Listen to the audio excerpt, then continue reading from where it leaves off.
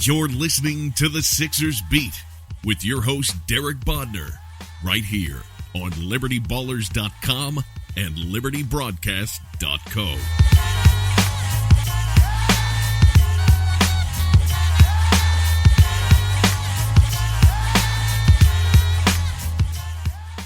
Welcome, everybody. This is Derek Bodner. I'm joined once again by Rich Hofmann on the latest Sixers Beat, part of the CLNS Media Network. We have a couple of topics to go over. The continued Jahlil Okafor saga and his attempts to try to get a buyout and to get onto another team or a trade. He's open to anywhere as long as he can play basketball. Ben Simmons injury updates, the ankle, the elbow. The elbow kept him out of one game against the Orlando Magic. Ankle happened yesterday against Cleveland Cavaliers. Quick hit on the team's recent play of late. 3-1 over their last four, the only loss being last night to Cleveland. Touch on a couple mailbag questions and maybe preview the Sixers' upcoming schedule. How you doing, Rich? Derek, I think we missed our window. If we would have done this on Sunday, it would have been a completely positive podcast, yeah. The NBA news, it never stops. It does not. Neither do games. And after playing, look, this team was on a run. They were 10-3 in their last 13. I think they had the third best net rating over that span. I think they had 6th in offense, 6th in defense. They were playing really good basketball. Last night against the Cavs was not. It was an off night in pretty much every facet. They didn't defend how they've been defending. They didn't make open shots. They didn't get in the paint with the regularity they previously were. It was, right from the jump, it just seemed like that was a game that could get away from them. They brought it back in the third quarter, thanks largely to Joel Embiid and his play in that frame. But it just always seemed like every time they made a run, I never completely bought that they were really competing in that game. And I think Embiid is where I want to start with that game. Because even though he had that really good third period, what do you have, 15, 16 points? Yeah, something like that. Yep. And Brett Brown, he changed up his regular substitution patterns because he realized JoJo had it going. And then once he was off the floor, it was pretty much over at the end of the quarter. When it comes to Embiid, though, I think that is going to be close to the least impactful 30-point, 11-rebound game he'll ever have. We spoke about this a little bit on our last podcast when the Bill Simmons podcast comparing Simmons and Embiid, but JoJo's incredible impact is something that doesn't always show up in the box score. Now, it's not like you have to look that hard. You can just go to NBA.com and look at the on-off stats and you'll be fine. But with that, Ben Falk's new expected wins while on the court. Did you see that? I didn't. I saw that he updated the site yesterday. The point differential when he is on the court plays as a 68-win team. When he's off the court, that's 42 wins lower. So that would be 26 wins?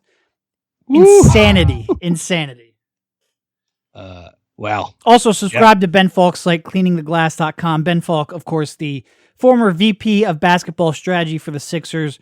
Incredible resource, really good statistics. It has a great database in there, but also really good written content and film breakdowns. You'll learn a lot from Ben, and I promise we are not getting a dime for doing this read. So go check it out. It's a real legit endorsement. Not that I don't also endorse Harry's Razors. Of course, you can get your free trial set over at harrys.com/SixersBeat. It's a $13 value. You just pay for shipping. I do legitimately like them as well. I do actually use them. I have the receipt to prove it. I recently bought 24 blades to refill my my razors. But Ben Falk, we're legitimately getting nothing. It's a great read. You'll enjoy it. Go on. I'm sorry. No, Harry's Razors is the once every 2 months that gets shipped to my house is a fantastic day. I realize that I'm not going to have to go to Walgreens down the street from my house to pay for shaving for the next couple of weeks. It's great. At half the price of competing brands, by the way. Absolutely. So yeah, we talked about how with Joel's defensive presence, the Sixers, they routinely blow teams out of the water. Even when his stat line is somewhere in the 16.9 rebound and 6 turnover area. That doesn't matter. He's that good defensively. Well, last night was the opposite. JoJo had some decent counting stats with the 30 and 11, but the overall impact wasn't there. And as a guy who's very aware of what's going on around him, I've heard a couple times when he refers to those numbers and how he cites those in believing that he's the best defender in the NBA. But moving forward with what we've seen against Cleveland last night, and then the few games against Golden State in the weeks preceding that, we saw what the Sixers are going to have to figure out over the next few years. It's no surprise that the two teams who went to the NBA Finals the last 3 years were the most successful in doing this, but they really hammered home how to drag JoJo outside of the paint. Because when it's him against another center, think Hassan Whiteside, that's going to be a wrap already. He's going to dominate that guy, and then he's going to talk shit afterwards on Instagram and Twitter. Like that's not a problem.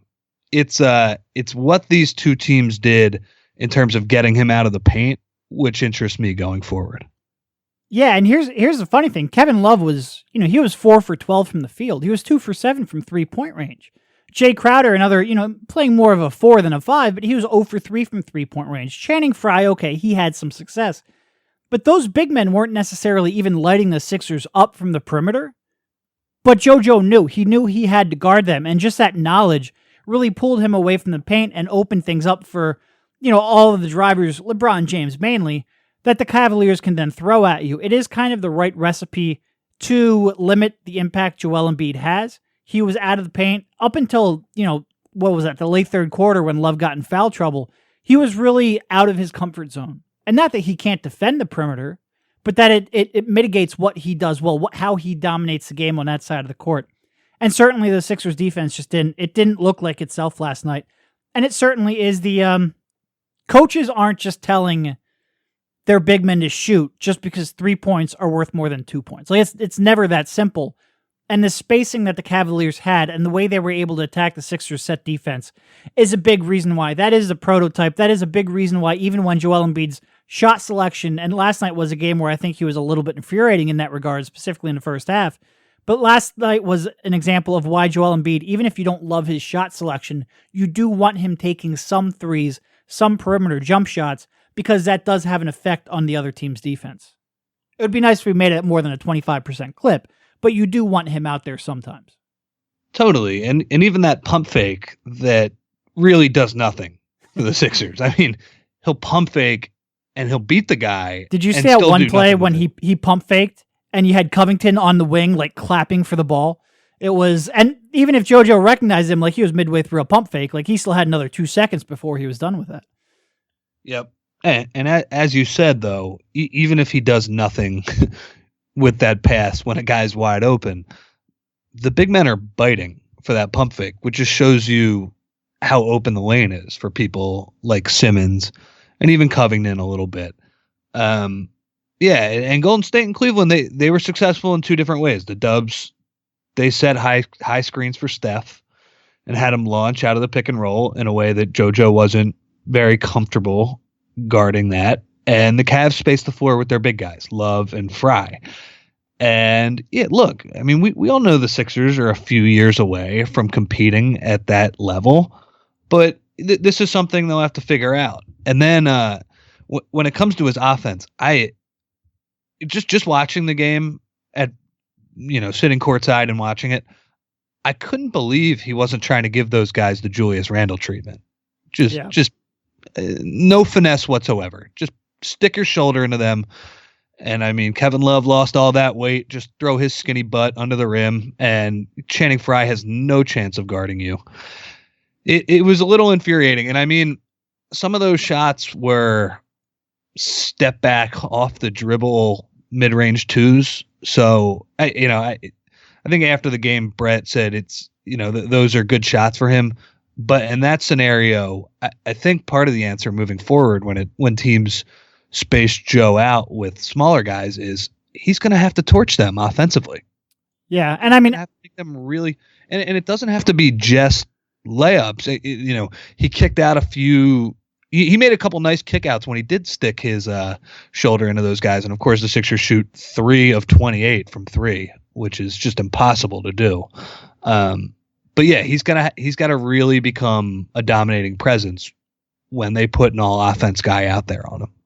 Yeah, and I mean, after just saying you need JoJo shooting from the perimeter, last night, that's kind of as a season as a whole. Last night was a game where you really wanted him to get down on the block. And I don't say this often about Joe. Like, I think, are there times when he floats a little too much on the perimeter? Yeah, maybe.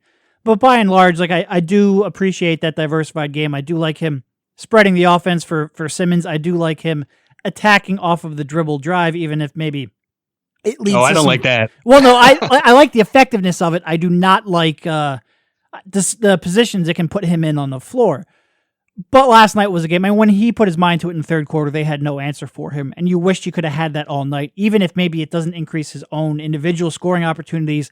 They would have had to collapse the defense. They would have had to rotate. And look, maybe you could have generated some open threes for the perimeter shooters. Maybe it wasn't going to matter anyway. Maybe they were just so off that night that they were going to miss. But maybe one or two open looks results in a make and maybe stems that tide a little bit. Who knows? But the 3 for 28 is really if you had to pick one reason they lost last night, it's real hard to win the NBA on 3 for 28. I mean, if you do the math, if they shoot 38%, it's a 1 point difference between what it ended up being. And obviously you can't do that. I mean, the Cavs took their foot off the gas pedal at the end, but a normal shooting night, that is a closer game. Yep. For sure. It's funny. Last night was only the second game in 11 that the Sixers starting unit was outscored for the game. Just the second one. And usually those differentials are huge, like preposterously huge. Last night they got worked. It was so weird. They were getting worked by Cleveland's bench too. Yeah. Yep. Just, hey, man, it happens. It's one of those nights. After 3 quarters on the floor, I think the Cavs were like a -7 with LeBron on the court and a +21 with him off. It was weird to see, and a lot of it just came down to shooting. Like the Cavs bench, they shot from the perimeter. Sixers' entire team did not, and it's a huge part of today's NBA. It's a huge part of the Sixers' offense, and it was a very big part in the outcome of that game. Yep, and just to finish up my point on JoJo, because really that's the only thing that interested me from last night, besides LeBron James being entirely too good at basketball for the amount of minutes he's played in his career. I had a couple of people tweeting me last night that game was evidence of why the center position is irrelevant. And I mean, come on, if you look at JoJo, that's clearly not the case. But to their point, against these elite teams with elite wing players and shooting all over the floor and just speed everywhere, there's going to be some trial and error for Joe. He is different than the other players that are impacting the game this much. It is it's not the easiest fit, but it's definitely something that I think in time he will become much better at. Yeah, and I mean, look, I don't think last night was showcase that the center position is, extinct in today's NBA. I think it's a showcase of, kind of a demonstration of how you can minimize, just prevent JoJo from completely dominating the game defensively. But look, he had his opportunities to dominate offensively as well.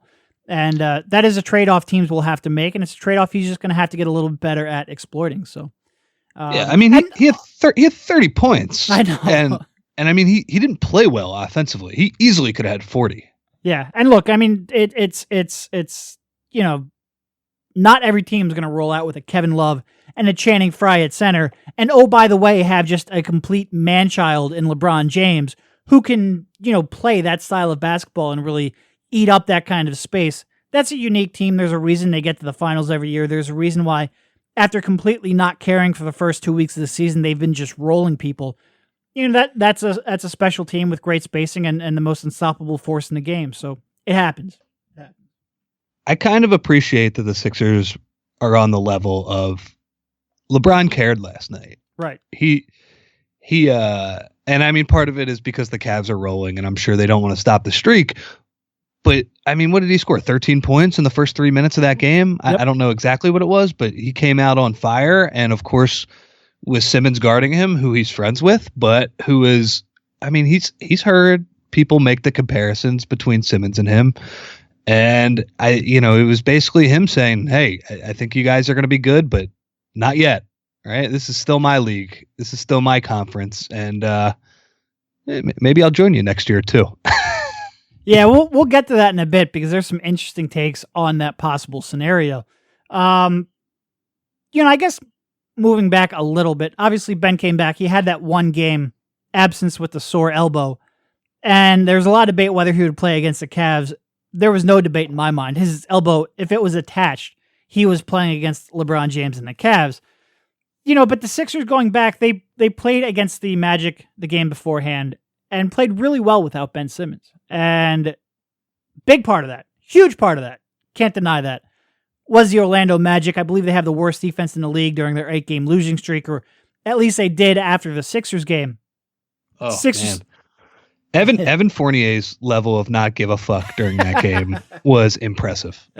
And he wasn't the only one on the team, but he really stood out. No, but game of, I don't even want to say game of TJ's life. He's had a couple of them this year. But TJ obviously came out, filled in admirably, 15, 13, and 7. Sixers rolling, though. I mean, their offense has been executing at a high level. And again, they haven't been playing outside of the Cavs. They're only, the highest level of basketball. But JoJo's coming out. He's playing well. Redick had a tremendous game, like you said, helped by Fournier not giving a fuck. But he had a tremendous game against the Magic, and you really saw what kind of havoc his constant movement can create on a defense. Covington has been a little up and down after that hot start. Certainly was down in a big way against the Cavs. I think he shot 1 for 11 from the field. And yeah, some of them were tough shots. Some of them were from 27 plus feet out, which, you can complain about the shot selection a little bit there, but he also missed, he missed wide open corner threes as well. He was missing everything. And Dario, I guess, what's your take on Dario's play of late? Because he struggled for a lot to start the season. He even struggled a little bit when he was inserted into the starting lineup. Still up and down a lot, but it seems at least the effort and the hustle are getting the Sixers extra possessions. Yeah, it's hard. His, as Dario would say all the time, it's hard when he does to answer a question. My favorite Darioism, though, is when he's answering a question and he sometimes, he rambles a little bit and he just goes, "I'm finished." That's all. And it's you just never know when he's going to stop, so he has to go out of his way to specify that he's done. I'm done. Okay. He's fantastic. I want him on this team forever just because of his interviews and just how some of the looks he gives people on the floor when he gets in fights. It's great.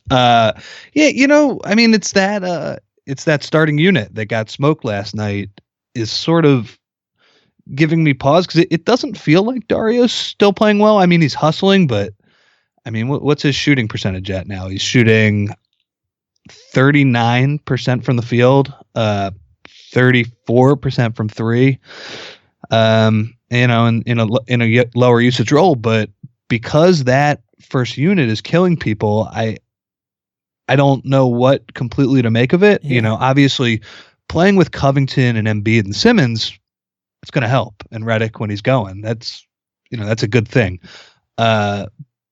But yeah, I do wonder what would happen if, even if his numbers ticked up a little bit on a bench role. I feel like he should be playing on the bench more.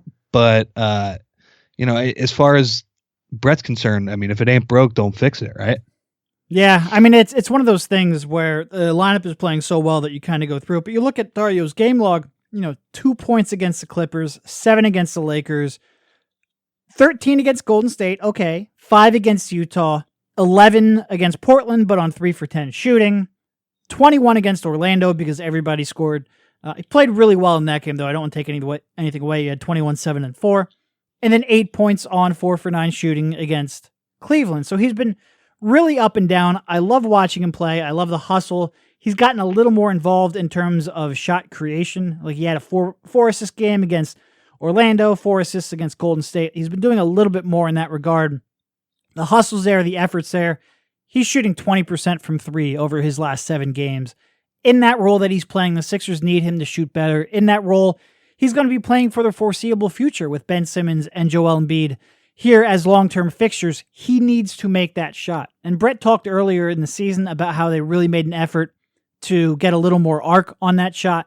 I'm not sure I see it. It still looks as flat as ever. And at this point in the season, it's not anywhere near consistent. And look, when Dario came over, I had a lot of confidence in that jump shot. Like that progression he made overseas, especially when he moved over to Efes, he got better every year. And we haven't seen him able to extend that out to 3-point range in the NBA and against competition that's maybe a little quicker in their closeouts. His future is really up in there. We're going to do a mailbag section later in the podcast that will be brought up again, but he's of a starting lineup that's playing pretty well. He's still very much an unknown for me. Totally agree with you on Brett saying his shot has more arc on it. That was something I expected this year. There was, that little observation we did in the summer of the practice where it did appear he was shooting the ball higher up in the air. But yeah, like you said, I'm not seeing it.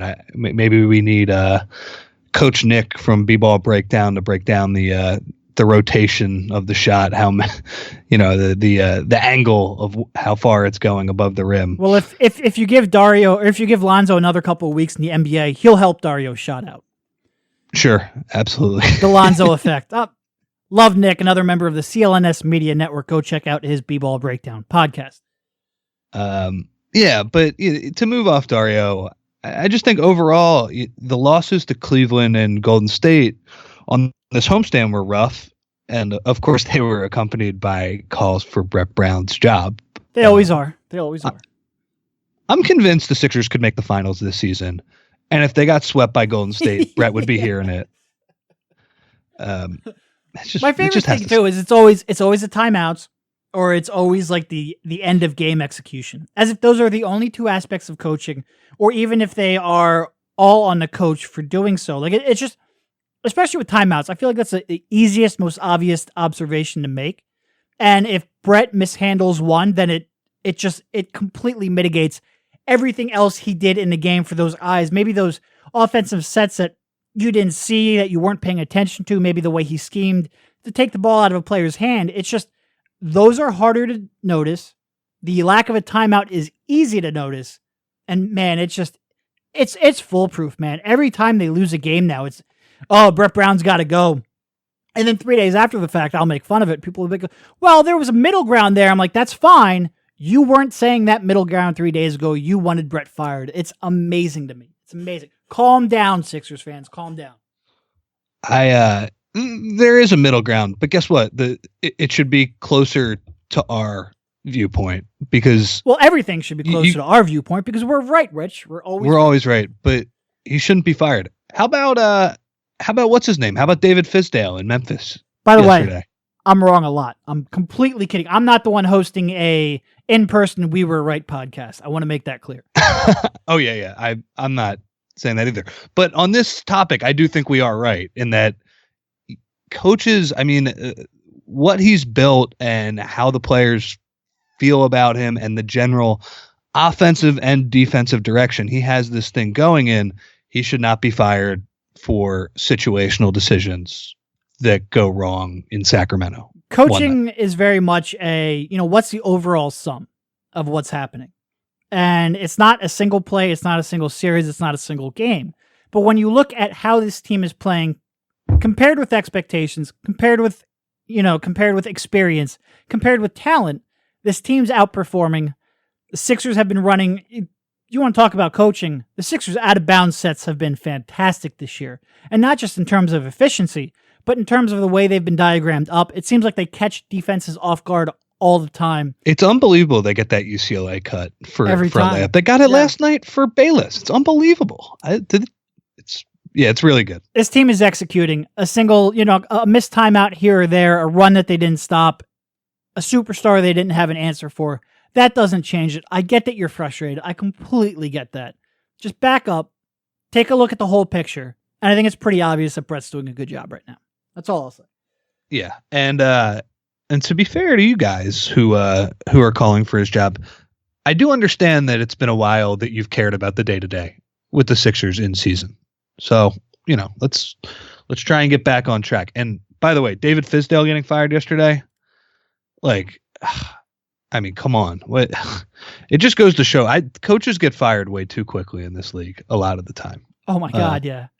And they usually get fired for reasons that have very little to do with themselves too. It's almost always a shit rolls downhill scenario. I I looked at it last night. With Mike Conley out, Dylan Brooks is playing almost 30 minutes a night. That's 45th pick in the draft rookie, Dylan fucking Brooks, who's playing okay, which, to be honest, Fizdale should probably get some credit for. But he's still a second-round pick as a rookie. And he's playing 30 minutes at the point guard spot? Are you kidding me? And you're going to get on them because they're losing? Get out of here. Maybe you should have, maybe the Grizzlies front office should have given him a little more talent and made them a little less reliant on an aging, when did Mike Conley come into the league? 2007? It was a Durant draft, right? Yeah, it was a Durant-Oden draft. You need some depth. That team is not equipped to compete. It sure as hell isn't equipped to compete when Mike Conley is out. And look, I get that there might have been some friction there with Marc Gasol. There's been a little conflicting reports on how strong that friction actually was. But if that friction existed during the offseason and you felt like it was going to get to the point where you had to make a choice, don't use an 8-game losing streak because you have no talent as the excuse to make that move. Make it in the offseason when you have a chance to get an actual coach who can come in, put in his own sets, build up chemistry with the team, and not rely on an interim. The way coaches are treated in this league is insanity to me. Insanity. And when you compare the Grizzlies' last few years with the Sixers, I mean, this was a team 3 years ago. The Sixers would go into Memphis. And I do actually think they won once there. Weirdly enough, might have been a big Tony Roten revenge game. I forget. But that is a team that would routinely blow the freaking doors off the Sixers. And they were successful. I mean, I don't know how many times they've made the second round, but making the second round of the playoffs in the Western Conference is not the most difficult thing to do. But that was the path they chose, and they went all in, I believe, last offseason, or 2 off seasons ago, to re-up that aging core, giving Conley that gigantic contract, and Gasol was back. And now they're kind of screwed. And when I mean kind of screwed, they're very screwed. And it's not the coach's fault. They fired... Of the coaches who have been fired, 2 of the last 3 have been from Memphis. Yeah. They just fired a coach in spring of 2016. It's insanity. Yeah. All right. So, but to take it back to the Sixers, who are now this young and up and coming team, the Cleveland loss was rough last night, but the week before it was very impressive. They took care of business against average-ish teams. I mean, I say the ish. The ish is mostly for Orlando, because they're not average right now. But that's what good teams do. They beat up on bad teams in their own building. 3 games, 3 wins. I think the final margin for all of those was, I think it was in between 19 and 21 points. That's pretty good. And a lot of people were saying it feels like January from last year. To me, it feels a little different in that January last year was just this exhilarating rush where, oh my God, this is what it's like to win basketball games again. I feel like most of those games came down to the wire. And while there were these great plays at the end of these games, and we did have our fair share of exciting plays last week, Embiid putting the moves on Biyombo in the post comes to mind. That was pretty awesome. Those games were pretty ho-hum in a good way. It's sort of what the Eagles are doing right now, where they play the Bears and there's excitement because they're going to win by 30 points, but there's not a lot of juice in the building because everybody knows they're going to win by 30 points. Look, last night was tough, but I think Basketball Reference still projects the Sixers at 47 wins. 538 right up there too. And while I don't understand exactly how they come to their strength of schedule, not to say that it's wrong or anything, I just don't know. The Sixers, according to Basketball Reference, have played the toughest schedule by a decent bit in the entire NBA. So for them to be 11-8 with a positive net rating, this has been a really good start. Yeah, it really has. And again, 10-4 over the last 14. They are, I mean, like you said, some of the competition of late hasn't been the strongest. I would lump the Jazz without Gobert in there as well as pretty easy game. But they've been taking care of it. It's been a pleasure to watch. I do think this is a lot more sustainable than what we saw last January. And that's even without Markelle Fultz giving any kind. And to be honest, I don't know if they're 10-4. If Markelle Fultz has been playing, like TJ getting some of those minutes has probably helped them win these games. Not that you're going to, you're obviously going to try to integrate Markelle back when he is healthy and confident, but it is, it's been a really good run, and there's a lot more upside left as this team gets better, as conditioning gets better, as jump shots get better, as shoulders get balanced. There's a lot more upside left in this season. So, and what's the schedule coming up here? We got Washington tomorrow night without Wall. Yep. Boston, Celtics, that's a tough one. That's hard. I'm not expecting a win there. Then Detroit, who's been pretty good at home, and I believe Phoenix and the Lakers the next week. Yep. So you got two easy games, Phoenix and the Lakers. All right, Lakers might not be easy. They're not the same as the Suns. Wizards without Wall is pretty easy. Pretty easy game, yeah. Easy-ish. Pistons at home. Pistons 13-6, 9th best offense, 6th or 14th best defense. They have a Pythagorean one loss of 11-8. I think they've gotten a little bit lucky. I feel the Sixers have already beaten them once. I feel confident the Sixers can, if they play well, win those. You could still be looking at a 4-1 stretch here. Obviously, it's not. I think the competition gets a little bit harder, but outside of the Celtics, there's still some very winnable games here before the Sixers really kick off another road trip. Yeah, good times, man. Good times, which leads some people to ask, are the Sixers the way to build the team in the future? And then which causes some CEOs to crow about things they have no business crowing about. That was a fun little exercise. I'm not going to break any news here. I've obviously heard some things, but it's also not news that the CEO of the Sixers, went out of his way to oppose a Michael Carter-Williams trade, really went out of his way to kind of compete against the long view the Sixers held, for him to come out there and crow about Embiid, Simmons, and Covington building a foundation. It was, have a little self-awareness, I guess is all I would say. But hey, it's his team. He's the one making the big bucks. He's the CEO of Harris Blitzer Sports and Entertainment. I guess he can conduct himself on Twitter however he feels, but I don't think very many people are falling for it. And that's all I got on that. All right, let's go to a sunnier topic in Jahlil Okafor. Oh God, I'd forgotten. We made an agenda of what to talk about. I'd actually, much like Okafor's presence on the team, I'd forgotten about this topic as well. All right, let's go on to, obviously he and I'm sure his representatives reached out to Adrian Wojnarowski of ESPN, had a real, woe is me article written about him. This quote from Okafor: "In talking to other people in the NBA, talking to retired players, one thing I've heard them say is that what's going on with me isn't right, and they've never seen anything like it before. I know it's a business, but in my eyes, I don't know if it's a good business." Wow. He's really playing a sympathy card. First of all, is this really that awkward? Is it not awkward? Is this really that unheard of? Is this really something that's never happened before? Nick Stauskas was the 8th pick in the draft, and he's not getting off the bench. Poor players don't play, Rich. That's kind of the coach's job, isn't it? I don't get it. I don't get it. So, and I say this as somebody who agrees with him. The Sixers should cut bait with him. They should, yeah, and let him go. I say this as agreeing with him. The sympathy card is it's too much. That whole article, everything that came across from him was just so heavy-handed. I mean, you're making $5 million a year or $6 million. What is it? How about you relax a little bit on the team persecuting you here? And hey, by the way, Jahlil, you've been terrible your first 2 years.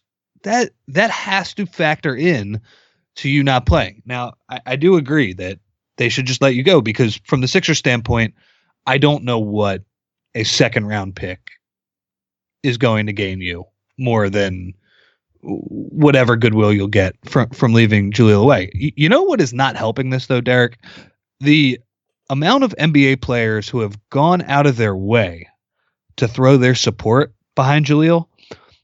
I mean, this is the personality league, and these guys aren't afraid to speak their minds on a lot of topics. But I would say they generally don't chime in on playing time issues on other teams. Yeah. And yet we have Devin Booker and Jason Tatum Isaiah Thomas. Thomas. Yep.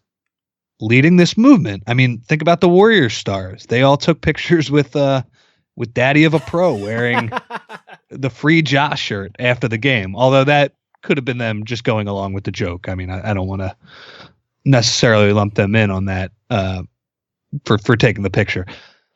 It definitely seems that Okafor has a higher level of respect among his peers than the people who make the decisions. So that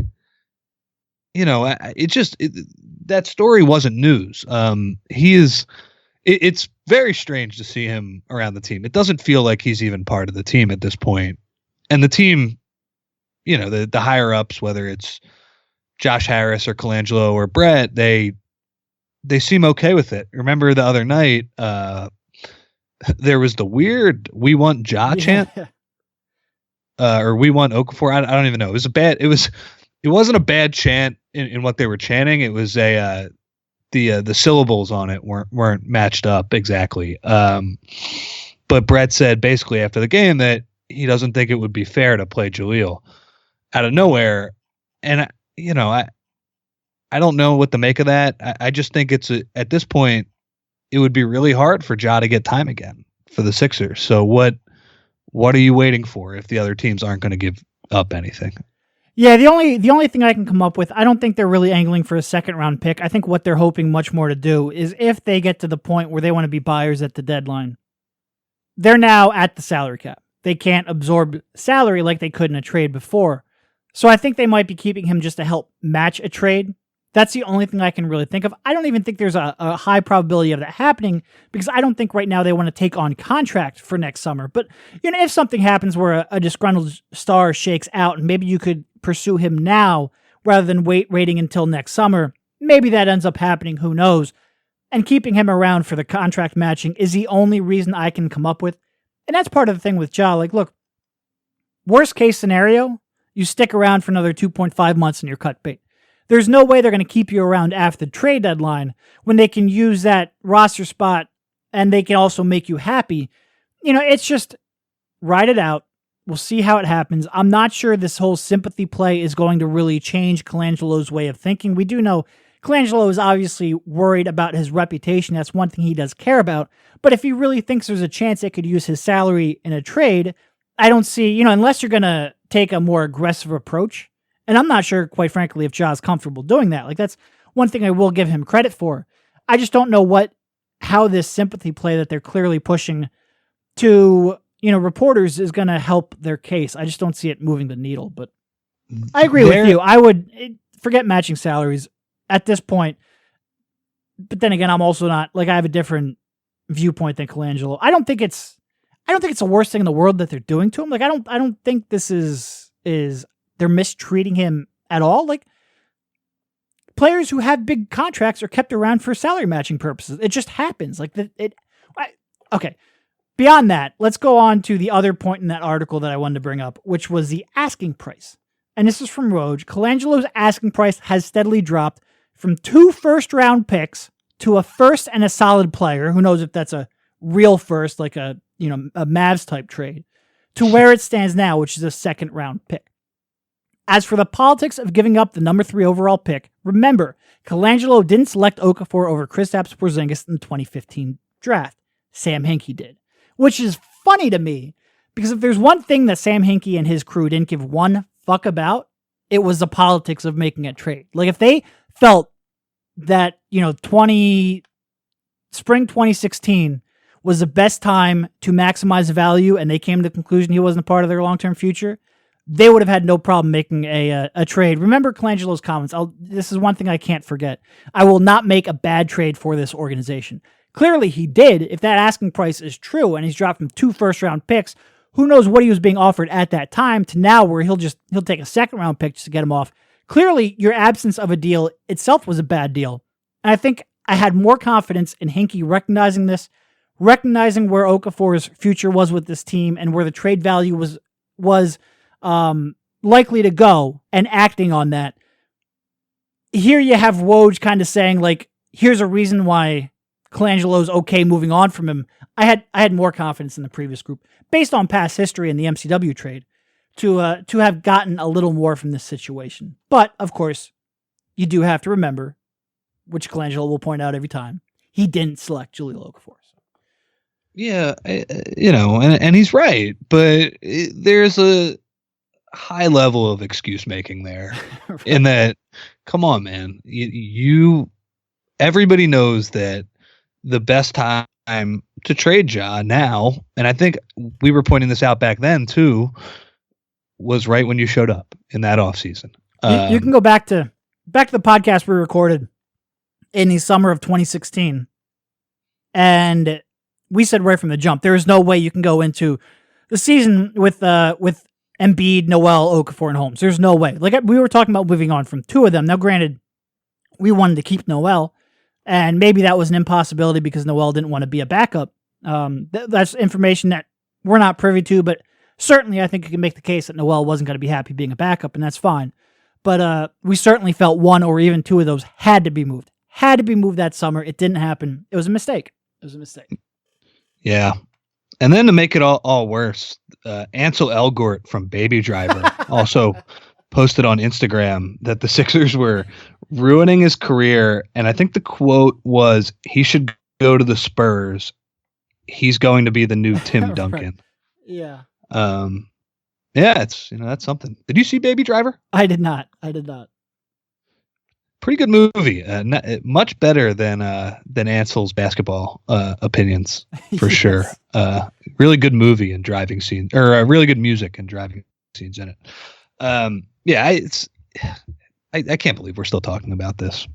It's there's no new news. Like, he's in a tough spot, but they're not withholding his wages.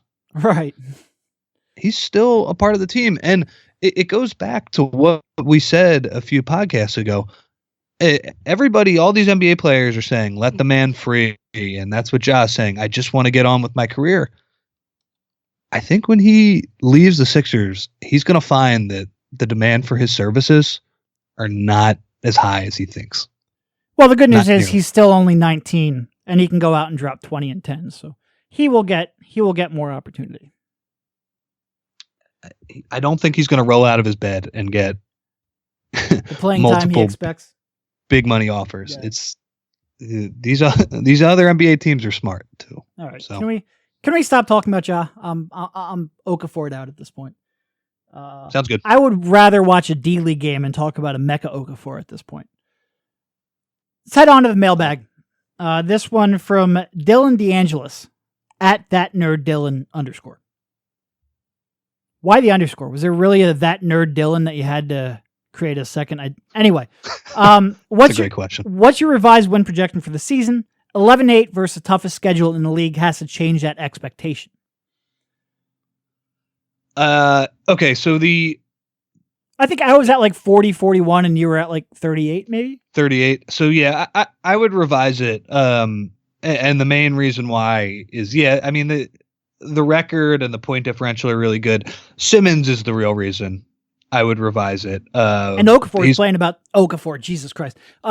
Embiid's playing about 10 minutes more a game than I think we would have expected. So yeah, and that's what I was going to get to. JoJo has played way more than I thought he would. And if you told me that he was going to play that amount of minutes and that amount of games to start, maybe I wouldn't have said 11-8, but it would have been a lot closer to 500. So the question is, can he still make it through the entire year?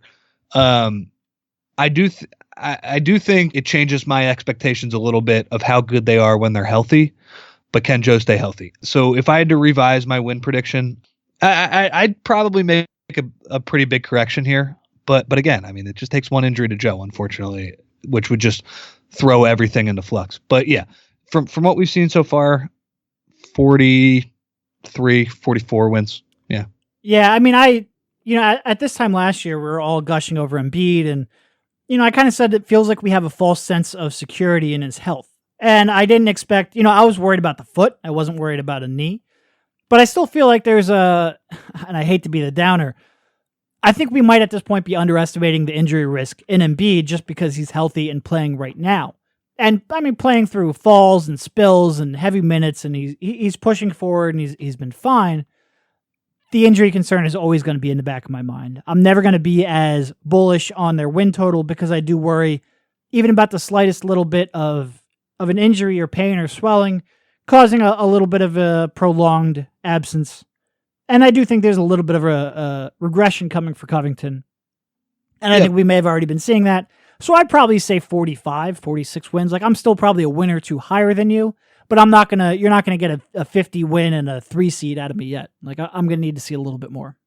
Hey, but here's I guess the point I probably should have made right away. If we get this Embiid the entire year, or just, I shouldn't even say this Embiid, this amount of Embiid the entire year, and Simmons can stay relatively healthy, I'll give you that 50 wins and a 3 or a 4 seed. Oh, for sure. I'm still always in the back of my mind is going to be that concern about him missing, 15 games in a row or something like that. It's just, I can't get rid of that yet. I can't. All right. From Jake Mark 23 on Twitter. Why haven't we seen Fultz increasing his basketball activities pregame or in shoot around? And has anybody gotten a look at his jump shot lately? You remember the last update, they said he would be reevaluated in 2 to 3 weeks. But they did say during this period he would be ramping up his activities. So about a week ago at a shoot around, we walk in for the last either 5 minutes of practice, and they're either scrimmaging or working on sideline out of bounds plays or something, or in terms of shoot around, and this is often the case for a pregame shoot around, they're just shooting. They're going through shooting drills at the various baskets. There's 2 or 3 guys at a basket. Fultz, since the injury, if he has been practicing, he basically leaves right away once we walk in. Whatever he's doing. I'm not saying he's working on his shot during those practices because we don't know. They're close to us. Last week, me and myself and Kyle, we walked in. Kyle mentioned, I think I was looking down at my phone. I was probably tweeting an injury update or something like that. And wait, by the way, have you seen Steve Kerr when he gives the starting lineup updates? No. How theatrics he does. He basically, like last night, he brought a deck of cards to announce that when he announced that Curry and Durant weren't in the starting lineup, he realized everybody was going to tweet everything right away. So he announces Steph and KD aren't in the starting lineup, and then he worked on his shuffling for the cards, and he just said, "Just tell me when you guys are done." I know it's I know this takes a little longer with the 2 names. Pretty funny social commentary by the 2-time champion coach there. So anyway, that day though, I wasn't looking exactly. Kyle mentioned that he might have seen a shot, and as soon as I looked up, Markelle took one more lefty jumper and then sprinted off the court. So the main answer to that is, obviously, long story short, no, we haven't really seen him do anything in terms of shooting. So no righty jumper that you saw? I didn't see it. Kyle said, I think he said he saw one, but he was right back to the old left hand when I looked up. So I feel like we're chasing the Loch Ness Monster here. Yeah, I'm chasing Bigfoot right now. I still think the last time I saw him shoot a real non-heave jumper was back in July. All right, next question. Las Vegas. From Bryce Godfather Payne, at Godfather Payne on Twitter. Do the Sixers look to add Paul George this offseason? And I guess what I'll say, I'll amend this a little bit to, because LeBron was here last night, because you had signs hoping he comes to the Wells, or hoping he joins the Sixers next season, would you look to add a superstar in free agency? Because this question, for some reason, has elicited some backlash to it, and I want to get your take on it. My take is that if Paul George or LeBron wants to come here, LeBron first, and then Paul George second, you shake his hand and say, how much money do you want? I got into this on Reddit the other day, and my response was, yes, if the best player on the planet wants to play for your team, you let him play on your team. This isn't the rocket science part of team building. There's some real tough questions when it gets to building an NBA contender, and the Sixers have answered a lot of those. This isn't one of them. They're like, well, but you already have 2 superstars. Well, you know what's better than 2? 3. Like, this is not, the calculus on this is not very difficult. And look, Would some of LeBron's theatrics annoy me at times? Probably. Do you want LeBron to have the power to make, personnel decisions? No. But then again, he's coming into a spot where he's got a roster pretty much set for him to join. Yeah. Look, he's the best goddamn player on the planet. You let him play for your team. It's really that simple. And he's shown no signs of slowing down, which is preposterous in and of itself. But look, you're a title contender for the next 3 years if you sign LeBron James. It's that simple. That's what the process was about. Get the stars to compete into May and June. We played the clip of Hinkie that said that exact phrase last episode. Go back and listen to it. Yeah, you signed LeBron James. I love everybody who supports our podcast. The process trusters mainly. We are two process trusters here. But it does feel like some people are so comfortable with uncertainty, to steal a line from Sam, that they are uncomfortable with certainty. Right. Yeah. If Paul George wants to come here, what have you made of have you seen Oklahoma City play a lot? Not a lot. I've seen a couple games, but not a lot. So I haven't seen a ton, but it just seems like he's not getting the ball at all for them. I mean, his usage is down to, I think, 25%, which is lower than what he had in Indiana. It would be quite a culture shock for him from a basketball standpoint to go from the team who makes the fewest passes in the league to the team who makes the most. And that would be cool. That said, from all the reporting that the national guys do, Woj, Howard Beck, Mark Stein, it seems like Paul George really wants to play in Los Angeles, no matter how fucking bad the Lakers are. So that would be the worry. But if he and LeBron are the two big superstars that are available next year, the two big non-point guard superstars, and if either of them would want to play here, that would be a fantastic outcome for the Sixers. Yeah, I mean, it really is. And look, the Sixers should have enough cap room and should have enough draw in terms of current and future stars and competing hopefully into the playoffs, that you should hopefully at least get a sit down with those guys. And maybe that sit down just exists to force somebody else's hand. Not that LeBron James needs somebody to boost his value, like he's getting the max anyway. Also, of that sit down, go Google Scott O'Neal, the New York Knicks, and LeBron James and see what comes up. It'll be an interesting summer to watch. And that is, again, mentioned the CEO of the Sixers twice in one episode. I'm sorry to do that, but he has been in the news. All right. That does crack me up, by the way, being in the room. Coming in third, but hey, we got him in the room. Hey. We talked to him. Yeah.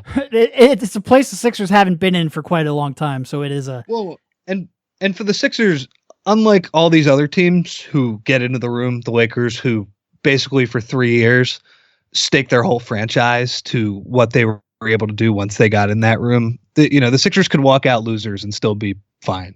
Right, and then you go out and you sign Avery Bradley, and you have just a really good starting five. Yeah, they're going to be okay. They're going to be okay. Okay, this one from The Idea Enthusiast. Okay, whatever. What is Dario's future? He seems like a potential trade piece. Don't feel like he's being optimized and don't feel like he will be. We kind of touch on this. I would say, I'm not going to say trade Dario. To be honest, I'm not even sure what his value is. I think if you want to do that last offseason was probably the time to do it. I think both you and I were not as bought in on Dario as maybe the rest of Sixers fan base was, and sometimes you stop talking about it because people got a little overzealous of protecting their children, which it almost seems like some of these prospects are. But I will say, nothing's off the table for me. Like if there's an offer that comes up for Dario that you feel is an equivalent talent and maybe might fit with your core better, you have to consider it. And there's going to be some tough choices you have to make while building this team into a contender.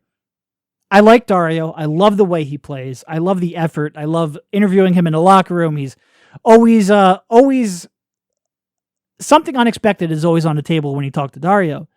That being said, if there's something that helps your team more, get locked into Joel, get locked into Ben Simmons.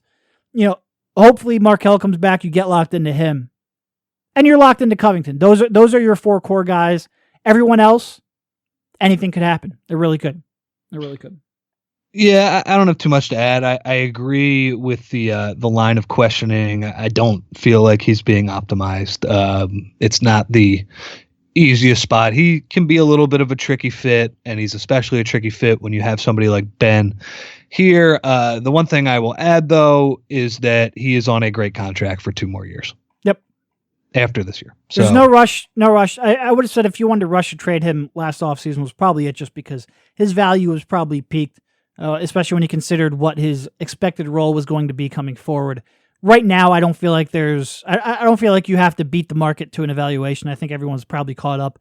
So there's no rush. So let it play out. See if he continues to play well in the starting lineup. Give him shots, give him touches, give him creation opportunity, and see where it goes from there. Fine with that. Yeah. Hold on. I had one more. Last one. I'll cut this shit out. I got it.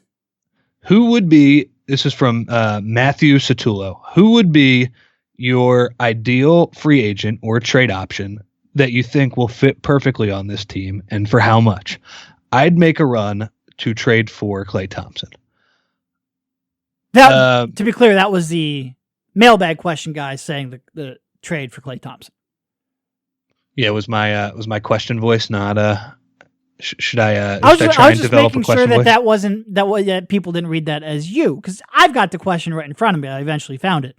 I want to make sure people realize that was not your suggestion. Okay, Matthew is the one who'd make a run to trade for Klay Thompson. For me, yeah, for me, Stauskas.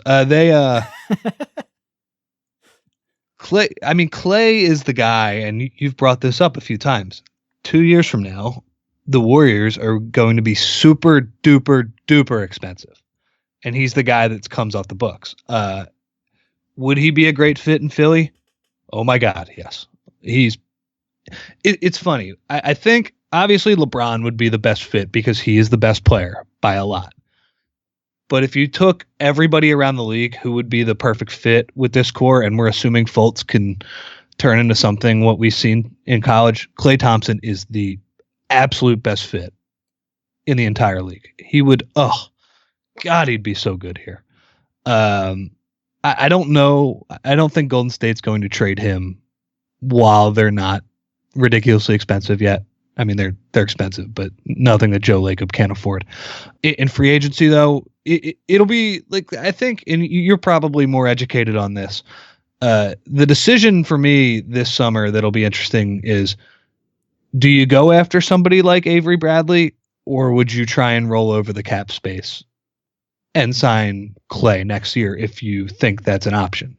Or maybe you could do both. I don't know. But if you told me LeBron wasn't available, Klay Thompson would be the next guy who's going to be a free agent in the next 2 summers that I would certainly make a run for. Yeah, it's a good question. I think first of all, forget Klay until he's a free agent. Like, the Warriors are not in such bad financial shape where they can't keep the core for this year and next. And giving up a chance at 2 more runs at a ring and 2 more runs at, possibly the best season in NBA history. Like, they're not giving that up. They're not going to be like, oh, well, we might lose Klay in 2 years. Let's maximize value now. That's not where they are in their team life cycle. Like, they're going to go out and they're going to compete for those championships. And it's always going to be better to keep Klay than to trade him. I don't see any way you can trade for Klay Thompson. I think the argument is, do you not spend your money next summer so you can spend it in the summer of 2019 and try to get Klay? That's a good question. I was on a podcast recently with Danny LaRue, and he brought up a good point in that this summer you have a number of secondary and tertiary options. If you miss out on Paul George, if you miss out on LeBron James, you still have Avery Bradley, you still have Danny Green, you still have Kentavious Caldwell-Pope that you can go out and pursue after that. And with the number of teams that have money, you should be able to get one of those guys. Whereas in 2019, first of all, more teams are going to have money because the cap's going to jump up about $7 million. And also, there's just not the depth in the free agency class. You've got Kawhi, you've got Klay, but after that, you start getting into some names that really aren't going to move the needle. So can you pass on a guy like, let's say, Avery Bradley on the slight, slim chance that you can go out and get Klay the next summer? That would be tough for me to pass up. I like Avery Bradley quite a bit. I know a lot of the advanced metrics don't necessarily love them. I also don't necessarily love a lot of the defensive advanced metrics for one-on-one perimeter guards. But I think Avery Bradley would be a really good fit. I think especially when you reduce his role a little bit, he's shooting the heck out of the ball right now. And I like some of the secondary options that could complete this starting unit and complete this team. Whereas for me, passing and hoping that in 2019 you can get the big fish would be difficult. And also, and I said this on the podcast with Danny, punting seasons, now that Joel Embiid is playing like a top 10 player in the NBA, certainly top 15 player. I don't want to sit down and go over each player and somebody go like, oh no, he's 11th. All right, whatever. He's a top 18 guy. Yeah, right. With Embiid playing like he is, and with Embiid healthy, and with the nagging thought that could be taken away from him at any time, and with Ben Simmons being better than expected early in his career, punting seasons to me carries with it some risk. And if you can go out, and look, I don't know what adding Avery Bradley to next year's roster does when you factor in the development of Embiid and Simmons and Fultz, but if that's a 55-win team, decreasing the odds of getting there is tough for me. And I don't know if that team beats the Cavs or wherever LeBron's playing next year. I don't know if that team beats the Celtics. But I do know that team has a shot. And like I said, just punting a season with Joel Embiid being so uncertain, I do feel like you're going to get to a point where it makes sense to kind of, hit the go button, for a phrase that a lot of anti-process trusters use. I do feel like we're going to get to a point where there's real risk in passing on guys like that. It's a real good question, though. It's a real good. I guess one other area, pivoting to a trade, OKC right now is 8-11. They've got the second ranked defense, which I'm not sure I saw coming, and the 21st ranked offense, which I sure as shit didn't see coming. Can they blow it up? Like, can this continue to go on? They're still 9th in the Western Conference. Their Pythagorean one loss is a lot better. I think they're expected at a 12-7 team. But they also wouldn't be the first team in the league history to be unlucky for the course of a season. So I wonder if they're looking like they won't make the playoffs. And again, I'd be very surprised if this happened, but surprising things happen. But if they're looking like they're not going to be in the run for a playoff spot in 2 months, could they move on from Paul George knowing that he's going to go to LA? That would be interesting. And I don't know what you'd get for that. They obviously can't offer him a designated player extension. So I think that chance of them moving on is even higher. I don't know what you'd want to give up for a couple month rental, but just seeing how he would fit, I think there's some value there. That would be real interesting to me. And I don't want to give up like a huge asset to get him, especially because of his uncertainty in his free agency status. It would have to be for the right price. But I do wonder if they're going to be sellers at the deadline. Again, if they continue to struggle the way they've struggled, which I don't expect to happen. Yeah. I don't really have anything else to add to that. I just talked for like 10 minutes straight, and I apologize for that. It was an impressive monologue you just had. It was definitely a monologue. I don't know about the first part of that statement. So I guess to wrap it up, upcoming schedule, we got Wizards tomorrow night. We touched on this earlier, but at Boston on Thursday, I believe you'll be there for that one. Yep. Pistons at home, and then Suns at home, and then Lakers after that at home. Like you said, it's sometimes people can get down after a big loss to a team like Cleveland. That to me feels like at least 3-2 if they continue to play at the level that we've seen so far. Yeah, it'll be real interesting. People are going to ask, and to be clear, we're recording this on Tuesday afternoon. They didn't have a practice or any media availability today, so we won't have any idea whether Joel's playing. Typically, historically, they've tended to play Joel on the home part of a back-to-back. They have, I think there have been instances where they played him on the road portion. I feel like there was a national TV game when they did that last year that pissed some people off, but hey, it happens. So I don't know whether Joel's going to play against the Wizards or the Celtics. You wonder if they're going to maybe be a little strategic in keeping him for the better team, which would obviously be Boston on Thursday. But point is, recording this Thursday night, we don't have media availability until tomorrow morning. We don't know what their plan is yet. We don't know Ben Simmons either. That's true. He had he was another one people wanted updates on. Obviously, he had that ankle injury that took him out of the game last night. He left the locker room before the media was allowed in. I think Keith Pompey had hold on. Do you remember what Keith's update was? I believe that the x-rays were negative. Yeah, I think that sounds right. And that they'll reevaluate him tomorrow, which is today. Which we don't have an update on again because there's no availability for it. So we'll have more information on that tomorrow. And actually not at shoot around. There's no shoot around tomorrow. So this is why if you're covering a team, you should read your email. It's a little overrated. But we're not going to know what Ben's status is and what Joe's status is until pregame media availability a couple hours before the game. So it feels good. Feels like we're back to old times.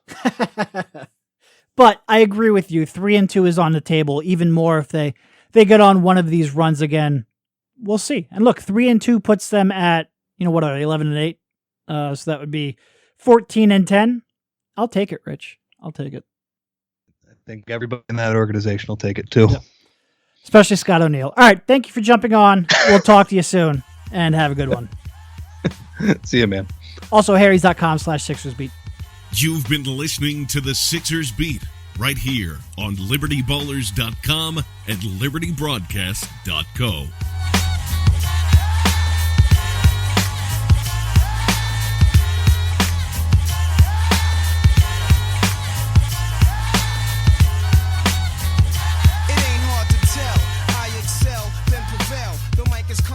I attract clientele. My mic check is life or death, breathing a sniper's breath. I exhale the yellow smoke of Buddha through righteous steps, deep like the shine.